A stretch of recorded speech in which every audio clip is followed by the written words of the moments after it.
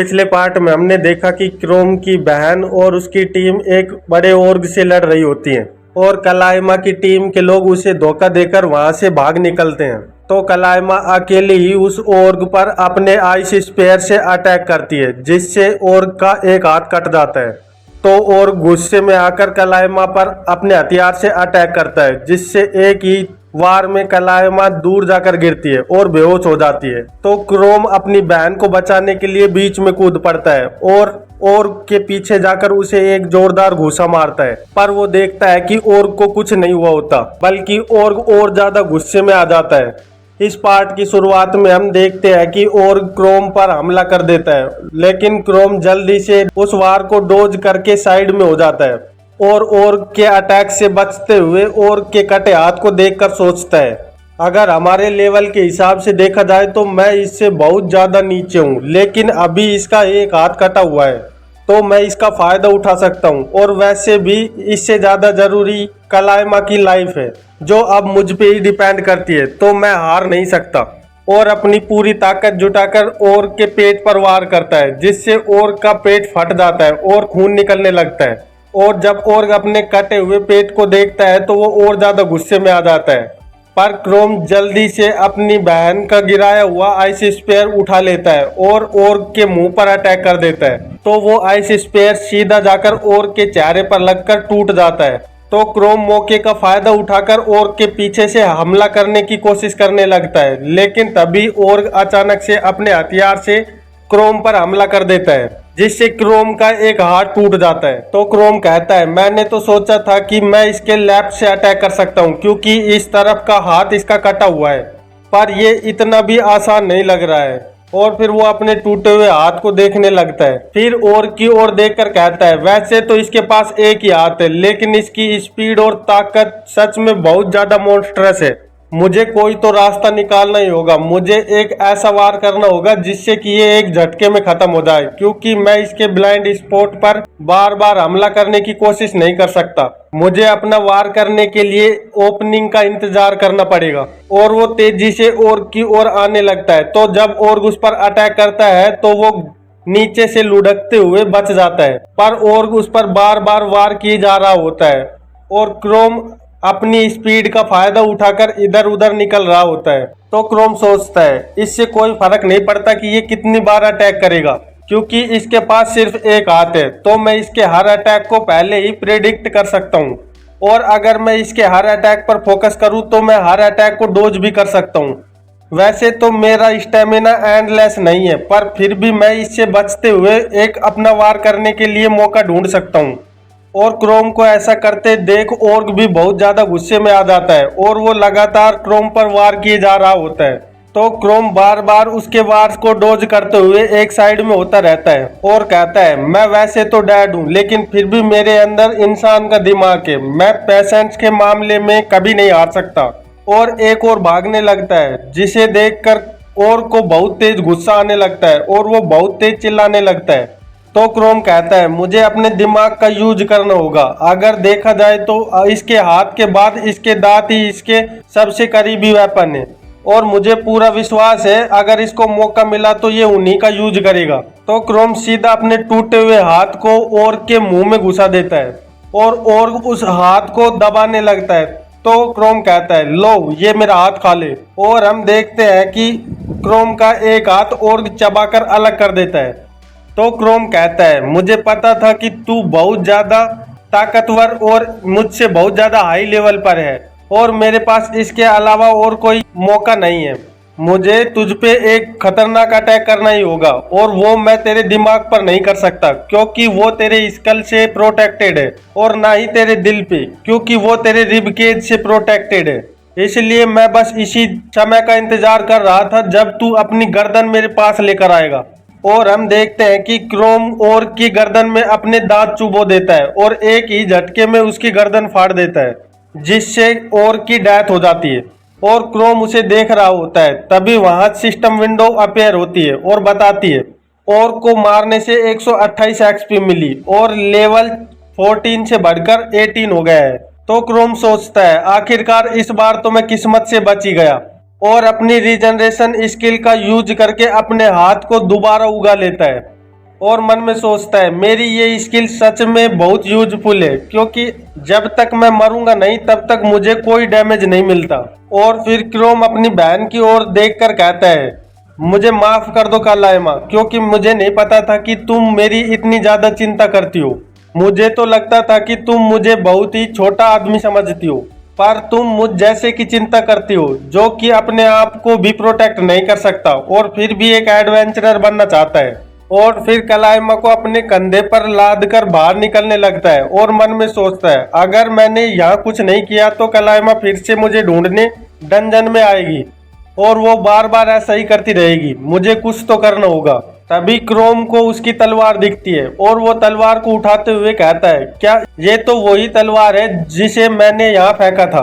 और क्रोम के दिमाग में एक आइडिया आता है तो वो जोर से चिल्लाने लगता है, जिसे पास में ही मौजूद दो एडवेंचरर सुन लेते हैं और वो उधर आते हैं।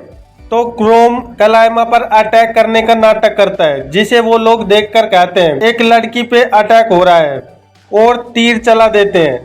तो क्रोम वहां से चुपचाप भाग लेता है और तभी कलाइमा को होश आने लगता है। तो वो कहती है मैं कहाँ हूँ। तो वो दो एडवेंचरर कहते हैं आखिरकार तुम्हें होश आ ही गया, लड़की तुम बेहोश हो गई थी और तुम पे एक घोल अटैक कर रहा था। तो कलाइमा घबराते हुए सोचती है एक घोल, फिर उस और का क्या हुआ। मुझे ऐसा लग रहा था कि किसी ने मुझे बचाया है और मुझे अपने कंधे पर लाद कर यहाँ ला रहा है। और फिर वो याद करती है जब वो अपने भाई के कंधे पर बैठा करती थी और वो कहती है ये मुझे ऐसा लग रहा है जैसे मैं अपने भाई के साथ महसूस करती थी, पर ये नहीं हो सकता, ये इम्पॉसिबल है। तभी एक एडवेंचर उसे कहता है क्या ये तुम्हारी स्वार्ड है। और कलाइमा उस तलवार को उठाते हुए सोचती है ये तलवार ये तो मेरे भाई की है। और जब वो उस तलवार को देखती है तो उस पर लिखा होता है कि मैं वापस जरूर आऊंगा, तुम्हें बस थोड़ा इंतजार करना है। ये पढ़कर कलाइमा बहुत तेज रोने लगती है और उसके आंसू निकलने लगते हैं और वो वहीं बैठ जाती है।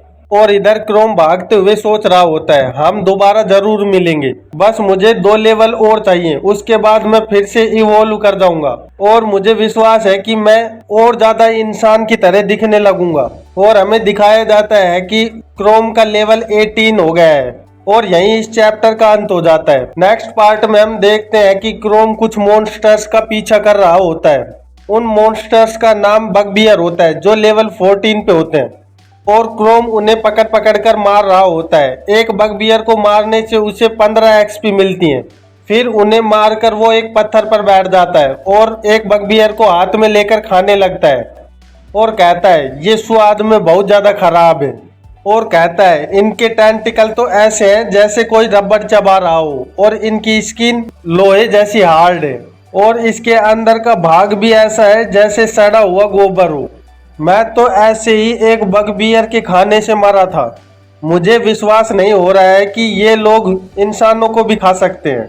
मैं इन्हें नहीं खाना चाहता, लेकिन मैं जब से घुल बना हूँ तब से मैं अपने आप को रोक भी नहीं पा रहा हूँ। और वैसे भी इसमें कुछ गलत नहीं है क्योंकि इनमें से किसी ने मुझे भी खाकर पचाया है, तो फिर मैं इन्हें क्यों नहीं खा सकता। और सोचता है नॉर्मल मॉन्स्टर कभी भी अपने से ज्यादा ताकतवर पर हमला नहीं करते हैं, इसीलिए मुझे भी इवोल्व होना पड़ेगा।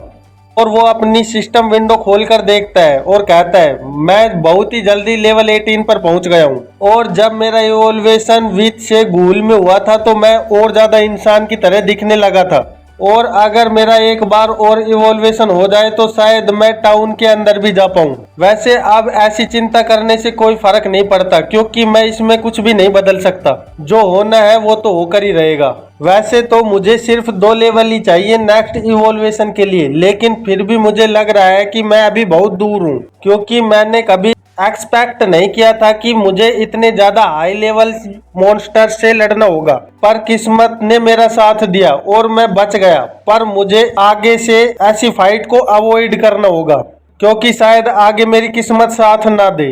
और तभी हमें दिखाया जाता है कि 2 पैर चुपके चुपके आगे बढ़ रहे होते हैं और कोई एक तलवार हाथ में लिए क्रोम के पीछे आ रहा होता है।